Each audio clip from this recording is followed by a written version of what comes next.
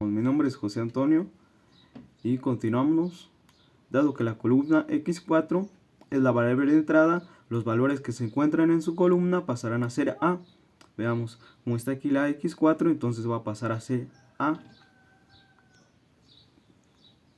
Como vemos a continuación. Entonces ya pasó a ser a la columna x4. Está la columna de solución, la columna variable entrante sería la columna a.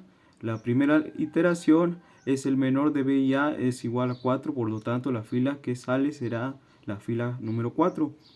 Esta nos dice que en el caso de que la columna temporal a, cuando el valor es igual o menor que 0, no se considera para el cálculo b y a. Por ejemplo, en la fila número 2, como podemos ver, el valor era igual a 0, por lo tanto no se considera para el cálculo de b y a. Dado lo anterior, la elección de la fila saliente se da de acuerdo al menor valor de la columna temporal b y a, es decir, entre los valores 20, 10, 4, tal como observamos en la imagen anterior. Así entonces la variable que sale será S4. El hecho de que una variable distinta forme parte de las variables de solución implica una serie de cambios. En el tabulado de simplex, cambios que se explicarán a continuación.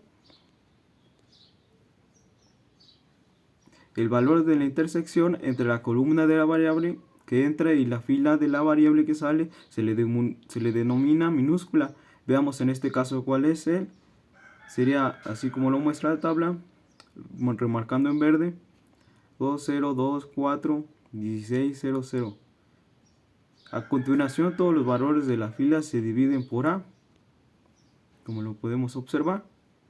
Cuando el resultado tendremos los valores correspondientes a la nueva fila, en este caso la fila x4. Como podemos observar en la siguiente tabla, lo siguiente corresponde a registrar los nuevos valores de cada fila. Recordemos que el valor de la dependiente de la intersección de la columna entrante y cada fila. En este caso vamos a registrar los nuevos valores de la fila número 1 correspondiente a la variable S1. Por lo tanto, A será equivalente a 2. Veamos la siguiente tabla. Podemos ver será igual a 2. Uno de los pasos más confusos en simplex es el que se detalla a continuación. Sin embargo, es cuestión de prestar suma atención al procedimiento. La fila nueva variable entrante deberá multiplicarse por el valor de a. Recordemos que el valor de a para la fila número 1 es de 2, es decir, a es igual a 2. Como resultado tendremos una fila temporal, podemos denominarla así si lo queremos, por la iteración y la fila, es decir, estamos en la primera iteración y abordando la fila número 1, su nombre será la fila temporal I1F1. Esto es algo que me he inventado, pero espero que no sea complicado. Como podemos seguir en la siguiente tabla, estos valores deben sumarse con los valores de la fila 1 que se encontraba en la tabla anterior. Como podemos ver en esta tabla, se va a tener que sumar, como lo podemos ver en la siguiente. Como resultado de estos valores correspondientes a la fila 1 de la primera iteración, en este caso la fila S1. Como podemos ver en el siguiente cuadro, como resultado tendremos los valores correspondientes a la fila 1, como ya les decía. En este caso de la fila 2, recordemos que el valor correspondiente a 0, así que los valores pasan tal cual como se encontraban en la tabla anterior. Luego podemos seguir con el siguiente recuadro, donde lo podemos ver, donde pasa igual a 0. Veamos qué pasa con la tercera fila. La tercera fila nos quedaría así.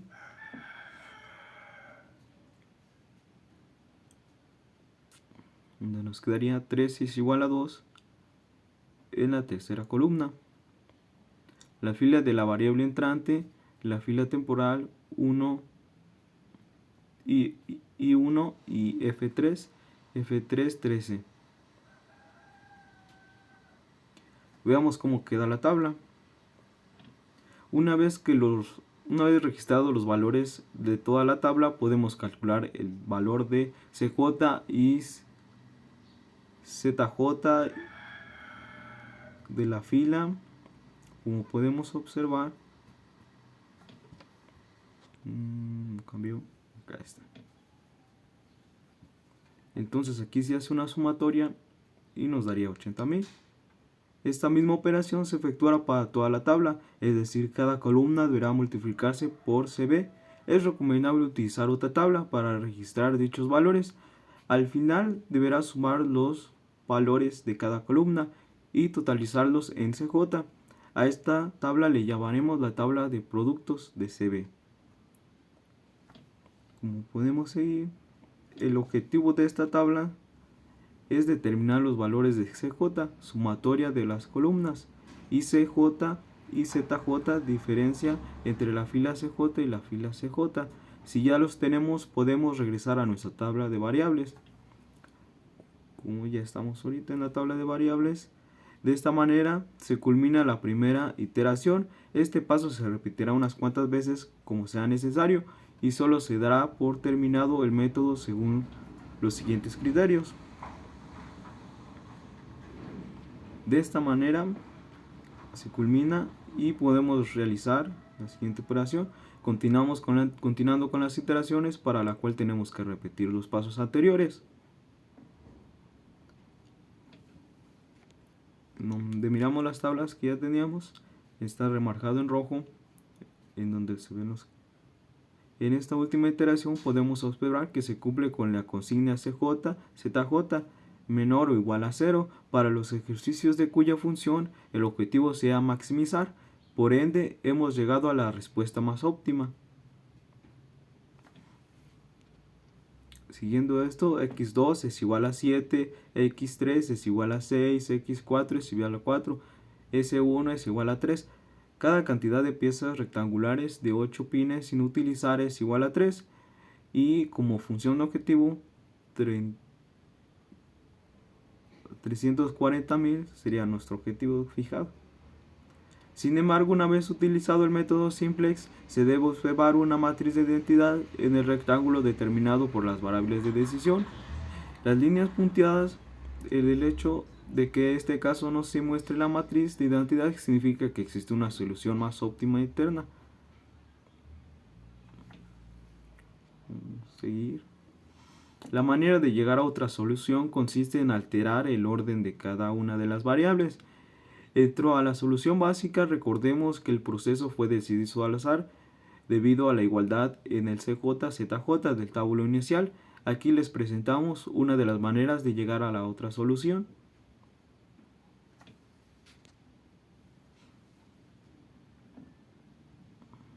Aquí nos faltaría una tabla que teníamos más abajo. Y como podemos observar, como existe una solución óptima alternativa en la cual la combinación de las variables es distinta, existe un menor consumo de recursos, dado que el hecho que se encuentre la variable S1 en la solución óptima con un coeficiente de 3, significando que se representa una holgura de 3 unidades de recurso, pieza rectangular de 8 pines. Como podemos ver, x1 es igual a 3, que es la cantidad de mesas a producir. x2 es igual a 4, la cantidad de sillas por producir es igual a 4. Entonces sigue así, la cantidad de camas a producir es igual a 6 y la cantidad de bibliotecas a producir es igual a 4, con una utilidad de 340.000. Los problemas de minimización con el método simplex. Para resolver los problemas de minimización mediante el algoritmo simplex existen dos procedimientos que se emplean con seguridad. El primero, que a mi juicio es el más recomendable, se basa en un artículo aplicable, el algoritmo fundamentado en la lógica matemática que se dicta que para cualquier función fx, todo punto que minimice a fx maximizará también a fx, por lo tanto el procedimiento a aplicar es multiplicar por el factor negativo 1 a toda la función del objetivo. A continuación se resuelve el algoritmo como un problema de maximización. El segundo procedimiento, el cual se pretende conservar la minimización, consiste en aplicar los criterios de la decisión que hemos esbozado con anterioridad. En los casos de la variable que entra y que sale, en el caso de la solución óptima es encontrada. Aquí recordamos los procedimientos según el criterio dado, el caso de minimizar. Como podemos ver el resultado, nos queda que la variable que entra, la más negativa de los CJ y ZJ, la variable que sale siendo B, los valores bajo de la celda de solución, y A, el valor correspondiente a la intersección entre B, y la variable que entra, la más positiva de los de B y A. Como la solución más óptima, nos dice que cuando los CJ y ZJ sean menor o igual a 0, y eso sería todo de minimizar.